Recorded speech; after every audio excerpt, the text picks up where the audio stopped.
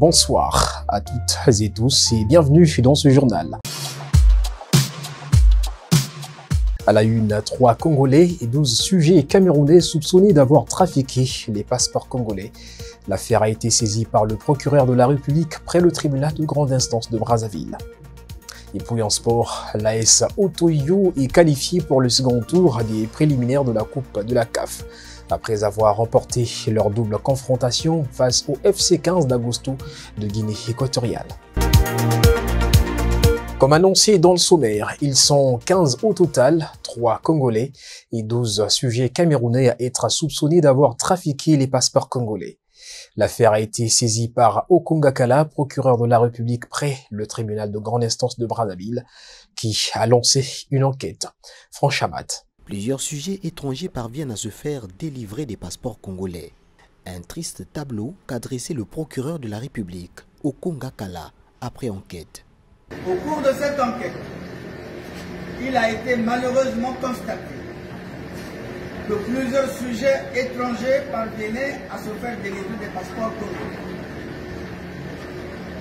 À l'issue des investigations menées par la CID, 15 personnes ont été interpellées et gardées à vue, lesquelles personnes viennent d'être déférées à mon parquet ce jour 28 août 2024. Parmi ces personnes, il y a 3 Congolais et 12 Camerounais. Le procureur dit engager des poursuites à leur encontre. J'ai décidé d'engager des poursuites à leur encontre, suivant la procédure de crime flagrant pour des faits d'association de malfaiteurs, faux et usage de faux passeports. Les 15 accusés sont mis aux arrêts et seront jugés conformément à la loi congolaise. Le président de la République, Denis Sassou Nguesso, a été honoré par l'OMS lors de l'ouverture de la 74e session du Comité régional pour l'Afrique, qui se déroule à Brazzaville du 26 au 30 août 2024. Suivant. Cette récompense souligne son action en faveur de la santé publique en Afrique et sa contribution à la lutte contre la contrefaçon médicamenteuse sur le continent. Denis Sassou Nguesso a été qualifié par la directrice régionale de l'OMS pour l'Afrique de champion de la santé maternelle et de garant des investissements nationaux pour réduire les taux de mortalité. Sa Excellence, Monsieur le Président, a apporté une contribution notable à la promotion de la santé dans la région africaine en général et dans ce pays, la République du Congo en particulier. Il a perpétué la tradition d'accueil du bureau régional de l'OMS à Brazzaville, qui a débuté en 1952 et a soutenu le travail de l'OMS dans l'ensemble de la région. Il a été avant-garde des efforts visant à accélérer le progrès vers la couverture sanitaire universelle. Son Excellence a toujours été le champion de la santé de la mère et a garanti des investissements nationaux pour réduction de la mortalité maternelle. Il a volontairement accepté de mener la lutte contre les médicaments contrefaits au niveau continental. Il a également fait preuve d'un grand leadership en ce qui concerne le reboisement et la protection de la biodiversité, comme j'avais dit tout à l'heure. Son Excellence le Président Denis Sassou Nguesso est, sans conteste, un lauréat très méritant de ces prix décernés par l'Organisation mondiale de la santé. Réagissant à cette distinction, le président de la République a exprimé sa gratitude envers l'OMS. Permettez-moi de traduire ma reconnaissance et d'exprimer tous mes remerciements à l'Organisation mondiale de la santé pour la distinction honorifique décernée à ma modeste personne et qui fait la fierté légitime du peuple congolais. Remerciements, mais également détermination à rester invariable sur les questions sanitaires des populations. Les porteurs de projets de formation qualifiante en République du Congo, sommés d'associer leurs initiatives de formation ou d'apprentissage en synergie avec le ministère de tutelle, laquelle logique permettra au ministère de la Jeunesse et des Sports, de l'Éducation civique, de la formation qualifiante et de l'emploi de suivre les formations organisées et de disposer des données statistiques fiables d'une part et d'élaborer et valider les dites formations conformément au cadre national de certification professionnelle de l'autre, a annoncé le dit ministère dans une circulaire datée du 20 août 2024. Un mot de sport dans ce journal. L'association sportive Otoyo, unique club congolais en compétition africaine, s'est qualifiée pour le deuxième tour préliminaire de la Coupe de la Confédération africaine de football. Le match contre le FC 15 d'Agosto de Guinée équatoriale, disputé le 28 août dernier au stade Alphonse Massamba Déba, a été marqué par la victoire des Poulains de Barthélemy Ngatsono. Avec une victoire cruciale de 2-1, ils poursuivent leur aventure continentale. Basé Ibata et Jordi Ndeke ont inscrit les 2 buts d'Otoyo, ce qui leur permet de se qualifier au tour suivant. En dépit d'un début de match difficile avec un premier but des Équato-Guinéens, les joueurs de Barthélemy Ngatsono ont réussi à remonter au score avant de prendre définitivement l'avantage. L'entraîneur congolais a insisté lors de la conférence de presse d'après-match sur l'importance du mental dans cette qualification. C'est le mental. C'est le mental parce que nous savions que cette équipe était mieux préparée que nous. Ils ont eu, je crois, 2 semaines de stage au côté. Quand nous, on n'avait pas de stage. L'unique match que nous avons fait, c'était contre le club. Donc, c'était ça un peu la petite peur. Mais l'expérience présente, nous sommes dit qu'on pouvait poser à telle enseigne qu'il y a eu des petites coupures dans notre façon de jouer. Vous avez pu constater, justement, par rapport à ce manque de préparation. Bon, la joie, ce n'est que normal, hein, quand vous arrivez dans une équipe comme ça, et que c'est un peu difficile pour tous se qualifier de cette manière-là, parce que souvent, éliminé. Donc, c'est un bilan qui commence déjà bien, il est positif. Et il fallait d'abord se qualifier, maintenant, de voir comment nous pouvons négocier le prochain tour. Suite à l'élimination prématurée de l'AS Léopard en Ligue des Champions, l'AS Otoyo est le dernier représentant congolais en compétition africaine. Lors du prochain tour, Otoyo jouera face aux Black Bulls du Mozambique en septembre. Elle rêve de médailles aux Jeux paralympiques. Née sans main droite, la nageuse paralympique Ousna Kukundakwe s'est préparée comme elle peut pour ces Jeux, malgré des conditions difficiles d'entraînement à Kampala. Le récit est signé Yakuba Ouedraogo de VO Afrique, média partenaire.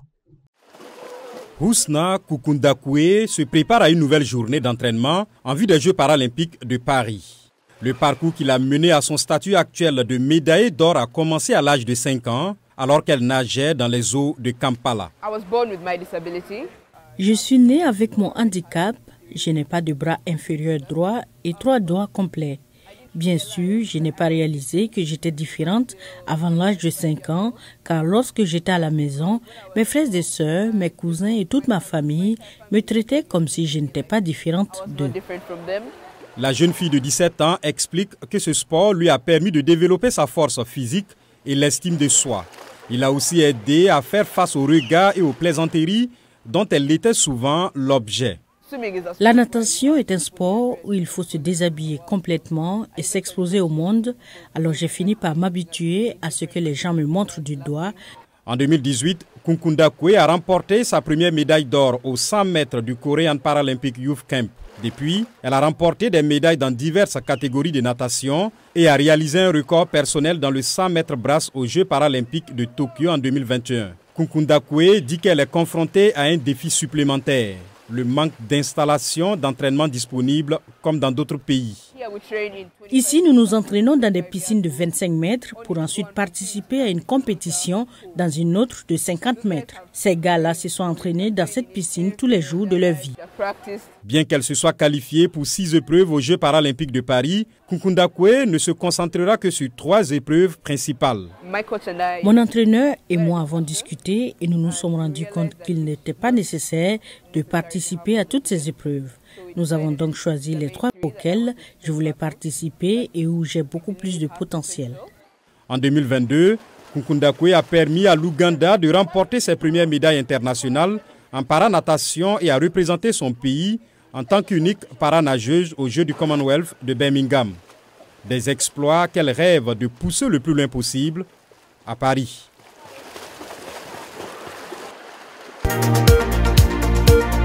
La découverte à présent, Chongqing, une métropole stratégique en Chine, se distingue par son rôle grandissant dans l'ouverture économique de l'intérieur du pays. En visitant le parc logistique international et la station terminale de conteneurs ferroviaires, nous découvrons comment cette ville se transforme en un centre logistique de classe mondiale, renforçant ainsi sa connectivité et dynamisant l'économie régionale. Yan Yinghua de CGTN nous emmène découvrir. Le parc logistique international de Chongqing, qui s'étend sur plus de 35 km², incarne le dynamisme logistique de la région. Ce hub joue un rôle crucial dans le corridor commercial international d'air-mer, connectant la Chine à l'Europe et au-delà. Avec une connectivité impressionnante vers plus de 100 villes dans 40 pays de l'Asie par rail et desservant plus de 523 ports dans 124 pays grâce au transport combiné rail-mer. Ce parc s'est imposé comme une plaque tournante essentielle pour le commerce international.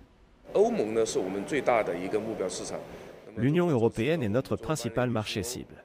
Notre train de fret Chine-Europe se termine à Duisbourg, en Allemagne. Grâce à ce corridor logistique, nos échanges commerciaux avec l'Union européenne se sont intensifiés. Nous exportons vers l'Europe des ordinateurs portables, des téléphones mobiles ainsi que d'autres produits.